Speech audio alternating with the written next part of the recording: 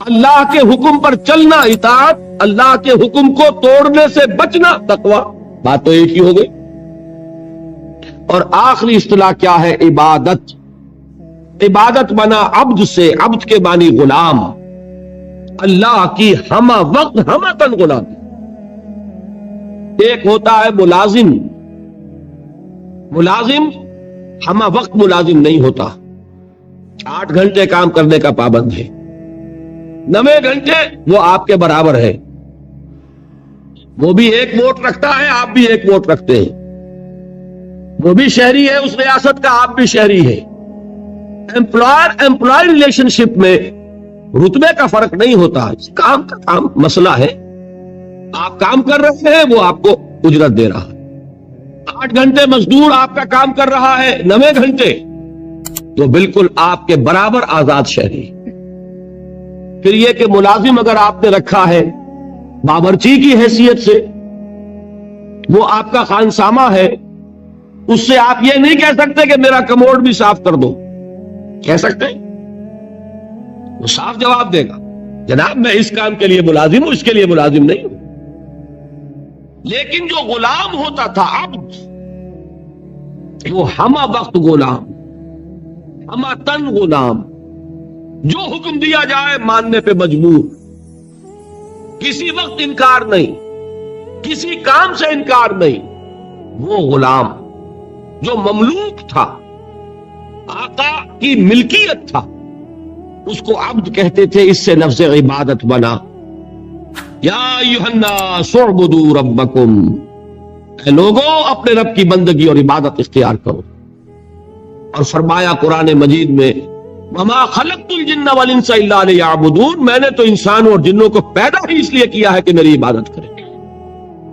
یہ تو غرض تخلیق ہے، غایت وجود ہے. اسی کو کہا شیخ سعدی نے ترجمانی کرتے ہوئے، زندگی آمد برائے بندگی، زندگی بے بندگی شرمندگی. زندگی تو اللہ نے دی ہمیں اس لیے. اب 4 الفاظ نوٹ کیے آپ نے: اسلام، اطاعت، تقوی، عبادت. صحیح ہے؟ ان میں 19-20 کا فرق ہے. اسلام کے معنی to surrender, to submit, to give up resistance, مخالفت چھوڑ دینا، ہتھیار رکھ دینا، گردن نہادن، سپردن، اپنے آپ کو حوالے کر دینا. یہ سب کیا ہے؟ اسلام. اطاعت اللہ کی اور اس کے رسول کی دلی آمادگی سے اس کا کہنا ماننا. تقوی اللہ کے کسی حکم کو نہ توڑنا، بچنا اس سے کہ اللہ کے کسی حکم کی خلاف ورزی ہو جائے.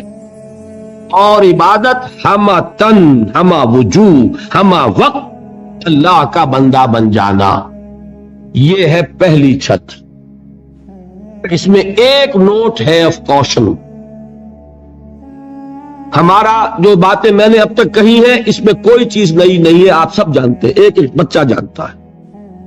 لیکن ایک بات ہمارے ذہنوں سے نکل گئی اور اس نے سارا فطور پیدا کر دیا. وہ یہ کہ ہم یہ بھول گئے کہ یہ بندگی، یہ اسلام، یہ عبادت، یہ اطاعت جزوی نہیں ہو سکتی، کلی ہوگی. یہ نہیں کہ اللہ کے کچھ احکام قبول اور کچھ رد، کچھ سر پر، سر آنکھوں پر اور کچھ پاؤں تلے. یہ اگر ہوگا تو اس کے معنی کیا ہے؟ یہ تمسخر ہے، استہزاء ہے، ڈھٹائی ہے، مذاق اڑانا ہے اللہ کے دین کا. اور کل میں تجزیہ کر کے بتا چکا ہوں کہ اس میں جو چیز مانی جا رہی ہے وہ بھی اللہ کے حکم کی وجہ سے نہیں، اپنے نفس کی پسند کی وجہ سے. جو مانی جا رہی ہے وہ بھی اللہ کی اطاعت نہیں، نفس کی اطاعت. اور میں وہ آیت سنا چکا، افتؤمنون ببعض الکتاب وتکفرون ببعض، کیا تم ہماری کتاب اور شریعت کے ایک حصے کو مانتے اور ایک کو نہیں مانتے؟ سود کس نے حرام کیا؟ اللہ نے. سور کس نے حرام کیا؟ اللہ نے. شراب کس نے حرام کی؟ اللہ نے. بڑا دیندار بنا پھرتا ہے، شراب تو نہیں پیتا، سور نہیں کھاتا، سود کھاتا ہے. بتائیے کوئی منطقی اس کے لیے دلیل؟ اگر تو اللہ کی حرمت کی وجہ سے ہے تو میں دعوے سے کہتا ہوں کہ خنزیر کی حرمت اور شراب کی حرمت سود کی حرمت کے 100ویں حصے کے برابر بھی نہیں. حدیث سنا چکا ہوں آپ کو. الربا 70 جزءا، سود کے گناہ کے 70 حصے ہیں. ایسروہا، اس میں سب سے ہلکا حصہ اس کے مساوی ہے ان ينكح الرجل امہ، کہ کوئی شخص اپنی ماں سے زنا کرے. اب آپ کیلکولیشن لگا لیجیے، کیا سور کے کھانے پر اللہ کی طرف سے اعلان جنگ آیا ہے؟ کیا شراب کے پینے پر اللہ کی طرف سے اعلان جنگ آیا ہے؟ شراب کے بارے میں تو تسلیم کیا گیا اس میں کچھ خیر بھی ہے، نفع بھی ہے، لیکن اس کو ہم نے حرام اس لیے کیا ہے کہ اس کے مضرت کا پہلو، گناہ کا پہلو اس کے منفعت کے پہلو سے زیادہ ہے. یسألونک عن الخمر والمیسر قل فیہما اسم کبیر ومنافع للناس واسمہما اکبر من نفعہما، یہ فرمایا نا. لیکن حرام اور سود پر کہا کہ اگر باز نہیں آتے فَأَذَنُوا بِحَرْبٍ مِّنَ اللَّهِ وَرَسُولِهِ، تو کان کھول کر سن لو اللہ اور اس کے رسول کی طرف سے اعلان جنگ. یہ بات اچھی طرح سمجھنے کی. یہ بندگی پارشل نہیں ہو سکتی، کمپلیٹ ہوگی. اسلام میں آنا ہے تو پورے کے پورے میں آنا ہوگا، ادھورے میں نہیں آئے.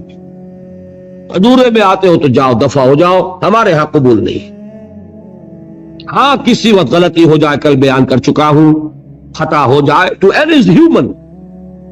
حضور نے فرمایا کل بنی آدم خطاؤون وخیر الخطائین التوابون، تمام انسان خطا کار ہیں، خطا کاروں میں بہترین وہ ہے جو توبہ کر. لیکن توبہ کی بھی قرآن مجید میں شرح کر دی. ایک توبہ وہ ہوتی ہے ساری عمر حرام خوری کرتے رہو اور موت کے وقت آگے ہاتھ جوڑ دو، وہ توبہ قبول نہیں ہوگی. ایک توبہ وہ ہے کہ خطا ہو گئی فوراً رجوع کیا، اے اللہ مجھ سے غلطی ہوئی، پروردگار معاف فرما، کرتا ہوں کہ آئندہ نہیں کروں گا. اس کو اللہ نے فرمایا اس توبہ کا قبول کرنا ہم پر واجب ہے. انما التوبۃ علی اللہ للذین یعملون السوء بجہالۃ ثم یتوبون من قریب. بہرحال پہلے درجے میں یہ جان لیجئے صرف اللہ کا بندہ بن جانا، ہمتن بن جانا آسان نہیں ہے. یہی وجہ ہے علامہ اقبال نے خوبصورت اشعار کہے ہیں، چمی گویم مسلمانم بے لرزم کہ دانم مشکلات لا الہ را.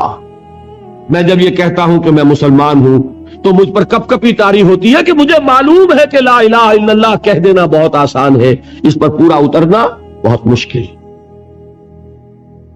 یہ شہادت گاہ الفت میں قدم رکھنا ہے اور لوگ آسان سمجھتے ہیں مسلمان ہونا. یہ اشعار تو یاد ہوں گے. دیکھیے یہ پہلی منزل بنی ابھی، اور پہلی منزل ہی اتنی کٹھن ہے. البتہ اس کی کٹھنائی کو اللہ نے آسان کیا. 4 ایسے عمل ہمیں عطا فرما دیے کہ اگر ان کی پابندی کریں گے تو آسان ہو جائے گا اللہ کی بندگی کرنا. نماز کس لیے؟ تاکہ یاد رہے کہ ہم نے اللہ سے یہ عہد کیا ہے. 5 مرتبہ اپنے کاموں سے نکلو، کہیں غفلت طاری نہ ہو جائے. آؤ اپنے عہد کو تازہ کرو.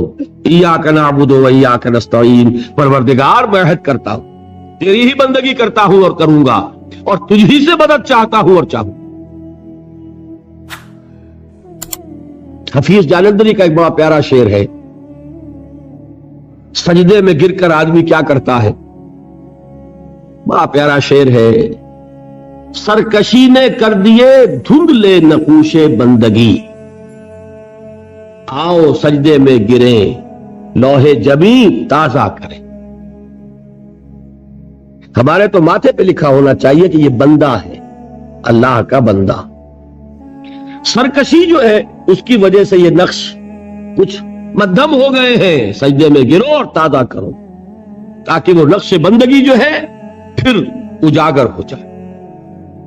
سرکشی نے کر دیے دھندلے نقوش بندگی، آؤ سجدے میں گرے لوح جبیں تازہ کرے. نماز کیا ہے؟ بندگی کے اقرار کو تازہ کرے.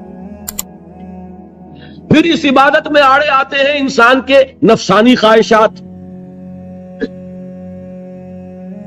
اس نفسانی